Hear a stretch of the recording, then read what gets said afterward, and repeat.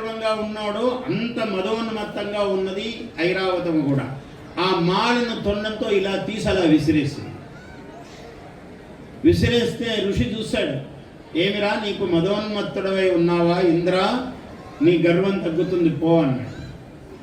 మొత్తం ఆయనకి ఇంద్ర పదవి పోయింది, అష్టైశ్వర్యాలు నశించాయి.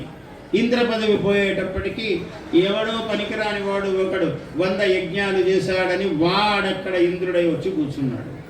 కూర్చుంటే ఇంద్రుడు ఎక్కడుండాలి? పాపం పెద్ద పదవిలో ఉన్నవాడు, 3 లోకాలకు ఆధిపత్యం గలవాడు. అవమానం ఎక్కడైనా తగ్గి ఉంటే ఏమిటి అని దేవగురువును బృహస్పతిని అడిగాడు. స్వామి, ఏమిటి నా పరిస్థితి అన్నాడు. నీవు మానస సరోవరములో తామర తూడులో ఉండిపో కొంతకాలము, ఈ పాపము నశిస్తుంది నీకు అని చెప్పాడు గురువు. ఆ తామర పువ్వు అంటే పద్మము, ఆ పద్మ నాళము తామర తూడు అంటారు, సన్నగా ఉంటుంది. ఆ తూడులో కొన్ని యుగాల పాటు ఉన్నాడు పాపం ఇంద్రుడు. ఎక్కడ బయటపడ్డా అవమానం కదా, అందుకని రహస్య స్థావరం ఉండాలి.